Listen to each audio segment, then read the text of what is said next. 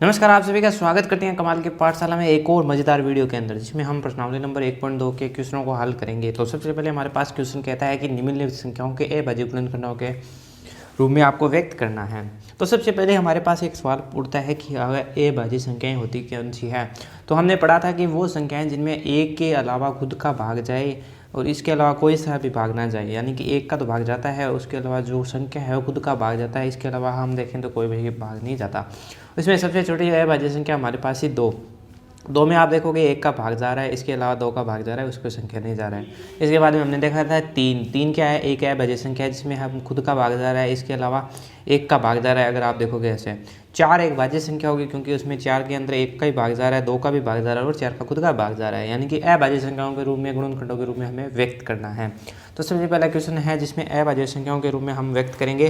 तो इसके हम 2 या 3 पार्ट ही करेंगे, बाकी पार्टों को मैं सॉल्यूशन बता दूंगा, आप करके देख लेना, बड़ा ईजी है। ठीक है, तो सबसे पहले हम 140 को अभाज्य संख्याओं के रूप में व्यक्त करते हैं। तो ठीक है, तो सबसे पहले हमारे पास है 140, जिसका हम सॉल्यूशन करने जा रहे हैं। तो सबसे पहले 140 को दिया गया, हमारे पास 140 है, उसको हम अभाज्य संख्याओं के रूप में व्यक्त करेंगे। ठीक है, सबसे पहले हमारे पास 140 दिया गया है, अब इसको पूर्णांकों के रूप में हम बदलने जा रहे हैं। तो सबसे पहले इसको इस प्रकार से हमने बदल दिया, यानी कि 140 लिख दिया मैंने। लिखने के बाद सबसे पहले हम देखेंगे किसमें भाग जा रहा है। तो 2 से शुरुआत करेंगे। 2 का अगर मैं इसमें भाग दूँ तो पूरा जा रहा है, यानी कि 2 का मैंने इसमें भाग दिया तो ये जा रहा है 70 के ऊपर। ठीक है, इसके बाद में फिर से प्रयास किया, 2 का भाग जा रहा है, जी हाँ जा रहा है 35 पे। इसके बाद में हमने देखा कि इसमें 2 का भाग नहीं जा रहा है। इसके बाद में देखा कि 3 का भाग जा रहा है, तो 3 का भी भाग नहीं जा रहा है। इसके बाद में 4 का देखा, 4 का भी नहीं जा रहा है, लेकिन 5 का जा रहा है। अगर मैं 5 का भाग देख के देखूँ तो ये जा रहा है 7 के ऊपर, और 7 का भाग देने पर मेरे पास आ रहा है 1। ठीक है, ये हो गई अभाज्य संख्याओं के रूप में हमने इसको बदल दिया। ठीक है, अभाज्य रूप में हमें गुणनखंडों के रूप में व्यक्त करना है। इसके गुणनखंड क्या क्या है, यानी कि अब क्या लिख सकता हूँ मैं यहाँ पे लिख सकता हूँ 140 को अगर मैं लिखना चाहूँ तो यहाँ पे लिख लेता हूँ मैं इसको 40 को लिख सकता हूँ 2 × 2 × 5 × 7। अब आप देखोगे जो 2 है वो भी अभाज्य संख्या है, 5 है वो भी अभाज्य संख्या है, और 7 है वो भी अभाज्य संख्या है। ठीक है, इसको इस रूप में और लिख सकता हूँ मैं, लिख सकता हूँ 2 की पावर 2 × 5 की पावर 1 × 7 की पावर 1।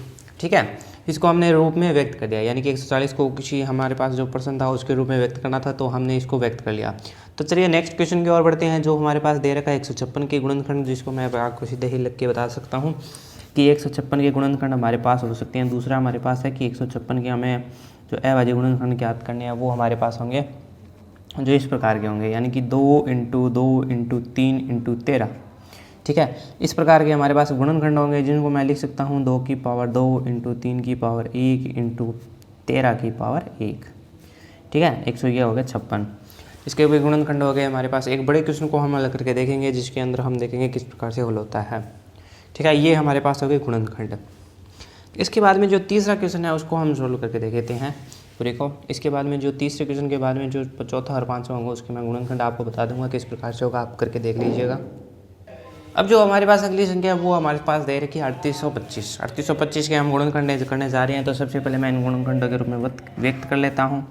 तो सबसे पहले हम देखेंगे इसमें 2 का भाग जा रहा है कि नहीं जा रहा है, क्योंकि ये क्या है, एक विषम संख्या है। आपने देखा हो लास्ट टाइम 5 आ रहा है, इसके लिए 2 का भाग नहीं जाएगा। तो हम प्रयास करते हैं 3 का भाग जा रहा है क्या। सबसे पहले हमने देखा 3 का भाग जा रहा है कि 3 का भाग देने की कोशिश करते हैं। तो जी हाँ, हमें पता चल गया कि 3 का भाग जा रहा है। तो इसमें सबसे पहले हम 3 का भाग देंगे। तो सबसे पहले 1 पर गया, इसके बाद में 2 गया, यानी कि 6 बचा। इसके बाद में हमारे पास ये बचा 7 और 5 ये 25।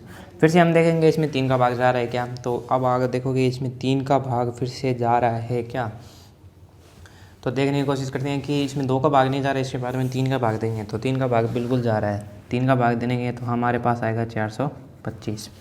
425 आने के बाद हम देखेंगे 3 का भाग जा रहा है कि इस समय 3 का भाग नहीं जा रहा। अब तो 3 का भाग नहीं जा रहा है, तो हम देखेंगे इसमें किसका भाग जा रहा है। 4 का जाएगा, 4 का नहीं जाएगा। इसके बाद में देखिए 5 का भाग जा रहा है कि, तो 5 का भाग जा रहा है, यानी कि 5 का भाग देंगे तो 8 × 45 और 5 × 85 बच गए। फिर से हमारे पास यहाँ से 5 का ही भाग जाएगा, जिसमें से हमारे पास बचेगा 17। ठीक है, यानी कि 17 ये क्या हो गया, अभाज्य संख्या हो गई हमारे पास, अभाज्य संख्या। ठीक है, अभाज्य संख्या होने के बाद ये क्या करेंगे, हम इसको रूप में बदल लेते हैं, यानी कि 3825 को मैं लिख सकता हूँ 3 × 3 × 5 इंटू 17, यानी कि इस रूप में इसको व्यक्त कर सकता हूँ। आप देखोगे इसमें 3 भी अभाज्य संख्या है, 5 भी अभाज्य संख्या और 17 भी अभाज्य संख्या है, यानी कि इसमें एक के अलावा खुद का भाग जा रहा है, इसके अलावा कोई और से ऐसी संख्या नहीं है जिसका भाग जा रहा है। इसको मैं लिख सकता हूँ 3825 को मैं लिख सकता हूँ 3 की पावर 2 इंटू 5 की पावर 2 इंटू 17 की पावर 1, यानी कि इस रूप में इसको मैं व्यक्त कर सकता हूँ। तो अब हमारे पास जो चौथा और पांचवा सवाल है उनके मैं आपको गुणनखंड बता देता हूँ, उनको हल करके देख लीजिएगा। अगर कोई भी प्रॉब्लम हो तो कमेंट बॉक्स में ज़रूर लिख दें, आपकी प्रॉब्लम को बिल्कुल हल किया जाएगा। जो हमारे पास जो अंतिम 2 क्वेश्चन है उनके कुछ गुणनखंड इस प्रकार के होंगे, यानी कि पहले का गुणनखंड हो जाएगा 5 इंटू 7 इंटू 11 इंटू 13, और जो पाँचवा क्वेश्चन है अंतिम क्वेश्चन है उसका गुणनखंड होंगे 17 इंटू 19 इंटू 23।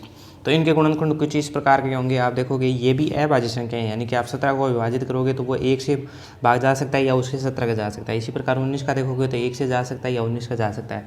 इसी प्रकार आप 23 का देखोगे तो उसमें एक बार भाग जा सकता है, 23 का भाग जा सकता है, एक के अलावा किसी का भाग नहीं जा सकता, यानी कि एक अभाज्य गुणनखंडों के रूप में इसको व्यक्त कर लिया। ये था हमारे पास 1.2 का पहला क्वेश्चन। अब हम बढ़ते हैं दूसरे क्वेश्चन की ओर। प्रश्नावली नंबर 1.2 का दूसरा क्वेश्चन हमारे पास कहता है कि पूर्णांकों निम्नलिखित युग्मों के महत्तम समावर्तक यानी कि HCF और लघुत्तम समावर्तक यानी कि LCM के रूप में आपको ज्ञात करना है और साथ में जांच करनी है कि आपको दोनों संख्याओं का जो गुणनफल है वो HCF और LCM के बराबर होता है। तो सबसे पहले हमारे पास एक था कि ये हमने एक निकाला था कि हमारे पास एक सॉल्यूशन था कि अगर हमें A और B 2 संख्याएँ दी गई है, यानी कि A और B 2 संख्याएँ दी गई है, अगर उनका HCF निकाल दें और LCM निकाल दें, उन दोनों का गुणा कर दें और उन दोनों संख्याओं को गुणा कर दें तो उनका मान आपस में बराबर होता है। तो ये हमारे इस सवाल में सिद्ध करना है। तो सबसे पहले हम निकालेंगे 26 और 91 का HCF, इसके बाद में हम निकालेंगे इसका LCM। तो HCF निकालने के लिए हम दोनों संख्याओं का हमारे दोनों संख्याओं का अभाज्य गुणनखंडों के रूप में व्यक्त करना होगा। उसके बाद में हम आगे के प्रोसेस को देखेंगे। तो चलिए देखते हैं पहला क्वेश्चन इसका। सबसे पहले हमारे पास है 26 और 91। 26 और 91 को सबसे पहले मैंने अभाज्य गुणनखंडों के रूप में बदल दिया, यानी कि 26 और 91 को अभाज्य गुणनखंडों के रूप में इस प्रकार से प्राप्त होता है। तो सबसे पहले हमारे पास क्या है, HCF निकालने के लिए हम क्या करते हैं, उभयनिष्ठ।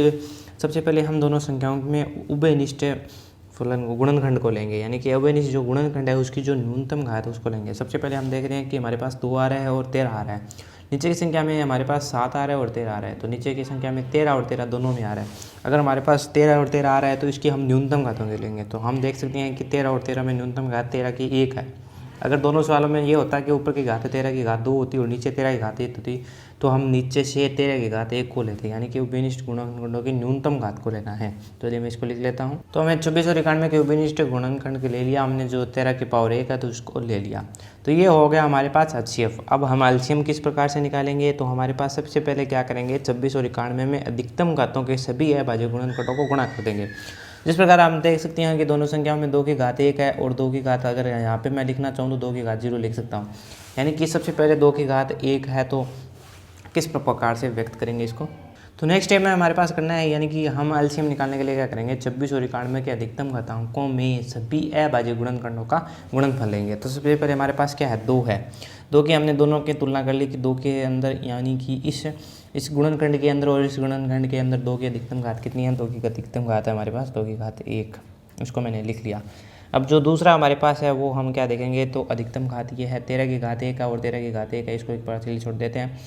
इसमें देखेंगे तो 7 की घात 1 है, ठीक है, 7 की घात 1 यानी कि 7 की घात 1 को मैंने लिख लिया।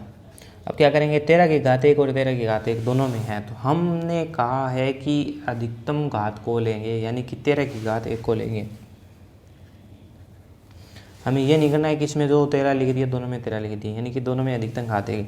अगर आपको कहूँ कि मैं इस स्टेप में अगर मैं 2 की पावर देखूँ तो 2 की पावर 0 है, यानी कि अगर मैं 2 की पावर 0 कर दूँ उसका मान होता है 1। अगर मैं गुणा में 1 लगा रहा हूँ तो यानी कि उसको लिख सकता हूँ 2 की पावर 0, तो इससे कोई फर्क नहीं पड़ने वाला। अगर मैं ऊपर बात करूँ तो 7 की पावर 0 लिख सकता हूँ, यानी कि इसमें अधिकतम घात 7 की पावर 1 है, यानी कि ये मान हो गया 182, ठीक है। यानी कि HCF तो हमारे पास आ गया, जो HCF है वो हमारे पास आ गया 13, ठीक है, और यहाँ से हमारे पास आ गया LCM जो आ गया वो आ गया 82, 182। दूसरी चीज़ हमारे पास ये कह रहा था कि आपको सिद्ध करना है कि दो संख्याओं का जो गुणनफल है वो HCF और LCM के बराबर है। ये चीज़ हमें सिद्ध करनी थी कि दो संख्याओं का गुणा, तो इसको भी सिद्ध कर लेते हैं, यानी कि दो संख्याओं का जो गुणा है वो क्या है, तो संख्याओं का गुणा। तो सबसे पहले हम संख्याओं का गुणनफल निकालेंगे, जो हमारे पास क्या है 26 इंटू 91 है, जिसका 26 इंटू 91 करने पर हमारे पास आया 2366। उसी प्रकार हम HCF इंटू LCM निकालेंगे तो वो हमारे पास आएगा 13 इंटू 182 और ये भी आएगा 2366। अब आप देख सकते हो ये दोनों मान बराबर है, यानी कि हम कह सकते हैं कि दो संख्याओं का गुणा और HCF और LCM है वो दोनों मान बराबर होते हैं। तो अब मैं आपको नेक्स्ट जो है संख्याएं हैं उनके लिए केवल आपको HCF और LCM के मान बताऊंगा, वो आप एक बार के लिए निकाल के देख लेना। यानी कि जो दो और मान बच गए उनके लिए मैं HCF और LCM के मान बताऊंगा और गुणनफल बताऊंगा, जो कि मान बराबर आएंगे उनको आप निकाल के देख सकते हो। अगर कोई प्रॉब्लम हो तो कमेंट बॉक्स में ज़रूर लिख दीजिएगा, इनकी प्रॉब्लम को सॉल्व किया जाएगा। तो ये है क्वेश्चन नंबर 2 के दो पार्ट हैं उनके आंसर, यानी कि HCF इसके प्रकार होगा, LCM इसके प्रकार होगा। इसी प्रकार का तीसरे का आप मान देखोगे तो HCF और LCM के मान इस प्रकार से होंगे।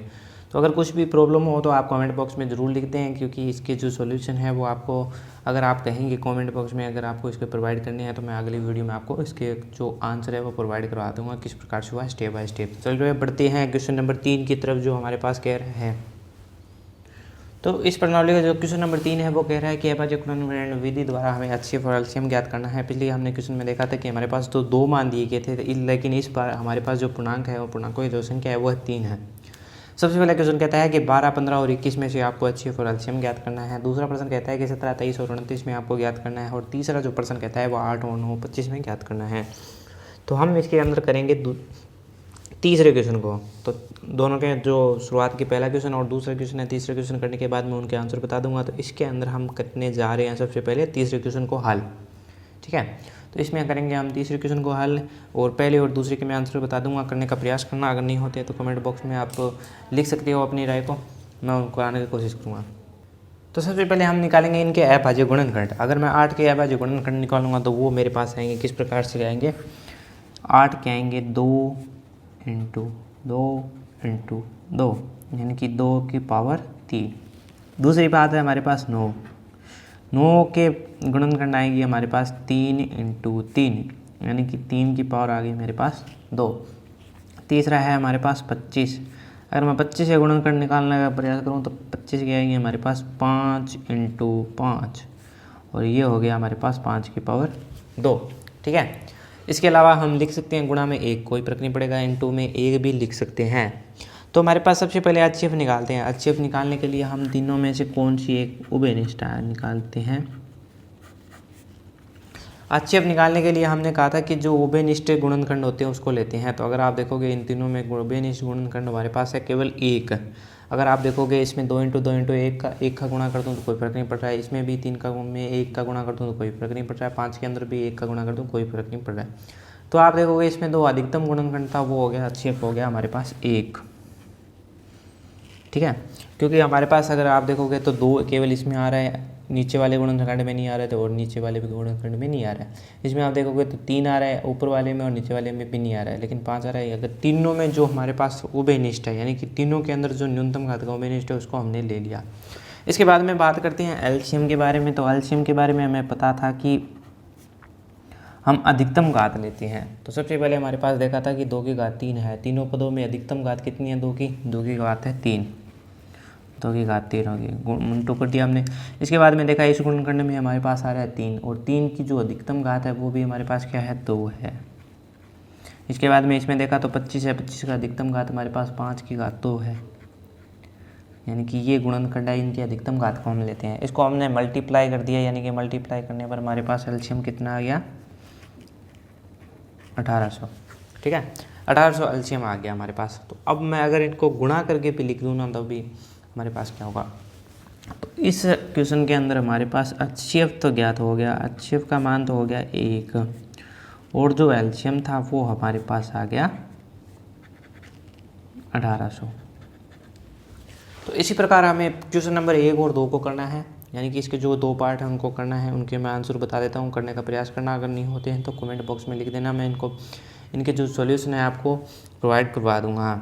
तो मिलेंगे हम नेक्स्ट वीडियो में, जिसमें हम बात करेंगे क्वेश्चन नंबर 4, 5 और 6, 7 के बारे में। तो इसे जो नेक्स्ट पार्ट होगा उसके अंदर बात करने वाले हैं। इससे रिलेटेड आपको बहुत कई और वीडियो हैं, अनदर वीडियो है जो आपको डिस्क्रिप्शन बॉक्स में आपको एक प्लेलिस्ट मिल जाएगी, लिंक मिल जाएगी। इससे रिलेटेड अलग चैप्टर से रिलेटेड आपको उसमें लिंक मिल जाएगी।